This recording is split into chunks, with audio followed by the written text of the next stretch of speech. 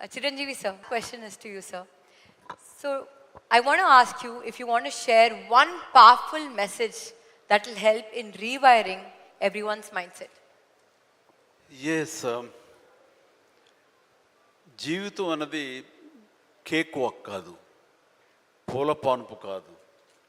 ప్రతి క్షణం ప్రతి చోట ఇందాక మీరు అన్నట్లుగా అబ్స్టికల్స్ వస్తుంటాయి, ఆటంకాలు వస్తుంటాయి, ప్రతిబంధకాలు వస్తుంటాయి, అండ్ ప్రతికూల పరిస్థితులు ఏర్పడుతుంటాయి.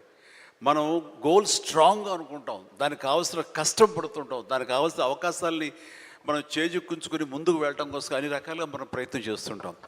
మరి తప్పు ఎక్కడ జరిగింది అంటే నీకు ఎన్నో అన్ఫోర్సీన్ బయటకు వస్తుంటాయి, ఒక డిస్ట్రక్షన్స్ వస్తుంటాయి, డిసప్పాయింట్మెంట్స్ వస్తుంటాయి, నేను డీమోటివేట్ చేసేవాళ్ళు ఉంటారు.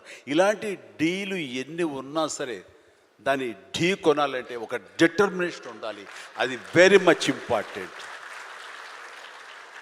అంటే బెదరకూడదు, మన ధ్యేయం చెక్కు చెదరకూడదు, అకుంఠిత దీక్షతోటి ముందుకు వెళుతూ ఉండాలి. నా విషయానికి వస్తే కనుక నేను వచ్చిన కొత్తలో డెఫినెట్లీ నన్ను డిసప్పాయింట్ చేసిన ఉన్నారు. నేను హీరోగా ఎదుగుతున్న సమయంలో, హీరోగా 4-5 సినిమాలు చేస్తున్న సమయంలో కొంతమంది ప్రొడ్యూసర్స్ నన్ను ఒక తక్కువ స్థాయి రౌడీ వేషాల కోసం అడిగారు. కొత్తలుడు అని, కొత్తపేట రౌడీ అని, అలా మోసగాడని ఇట్లాగా అడుగుతుంటే పెద్ద పెద్ద హీరో, నేను ఒక పక్క నుంచి మంచి హీరో వేషాలు వేస్తున్నాను, కొన్ని యాంటీ హీరో అయి ఉండొచ్చు, but hero lead man characters వేస్తుంటే ఎక్కడో డిసప్పాయింట్మెంట్ ఉంటుంది. అబ్బా ఏంటి నేను హీరోగా పాజిటివ్ క్యారెక్టర్గా, చట్టాన్ని కళ్ళు లేవు ఇలాంటి సినిమాల్లో హీరోగా చేస్తుంటే నన్ను చిన్న చిన్న రౌడీ వేషాలు ఏమంటున్నారు, నా జీవితం ఏమైపోతుంది, ఇలా కాదు కదా అని అనుకునే పరిస్థితి, వాళ్ళకి ఎదురు చెప్పలేని పరిస్థితి. కానీ లోపల ఒకటే ధైర్యం, ఎన్ని వేషాలైనా వేయనివ్వండి, ఎటువంటి వేషాలు వేయనివ్వండి, నేను ఖచ్చితంగా అలాంటి వాటి కోసం ఎదురు చూస్తాను, అలాంటి ఖచ్చితంగా వస్తాయని ఒక దీక్ష, ఒక నమ్మకం నాకు. ఆ నమ్మకం నిలబెట్టింది.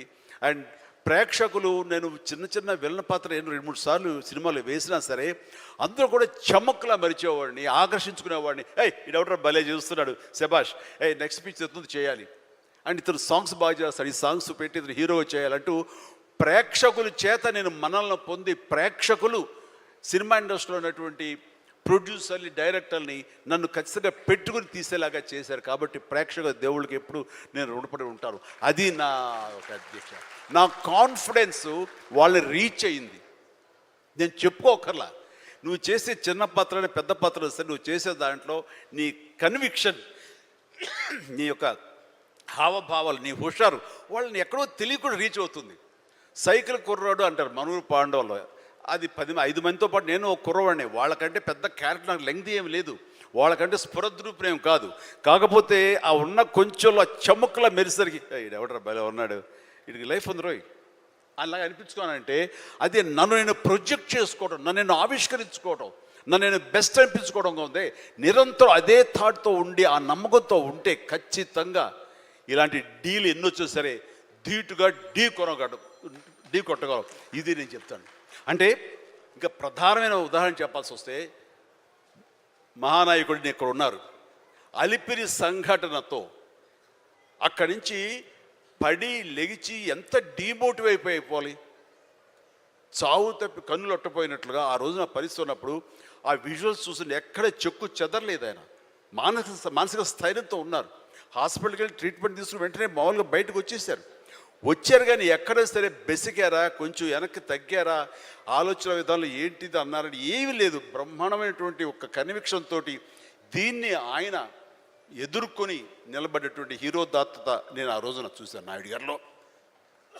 ఇలాంటివి వస్తుంటాయి, కానీ వీటిని మన కన్విక్షన్, మన నమ్మకం, మన మీద నమ్మకం ఖచ్చితంగా ముందుకు వెళ్ళిపోతుండాలి. మనల్ని ఆదరించే ప్రేక్షకులు లేదా రాజకీయంగా వస్తే ప్రజలు ఎప్పుడు మన యొక్క మంచిని, మనం చేసిన కృషిని, మన యొక్క ఇన్నర్ మన ఫీలింగ్ని, మన జెన్యూనిటీని, మన ఆనెస్టీని, నిజాయితీని ఖచ్చితంగా గుర్తించగలరు.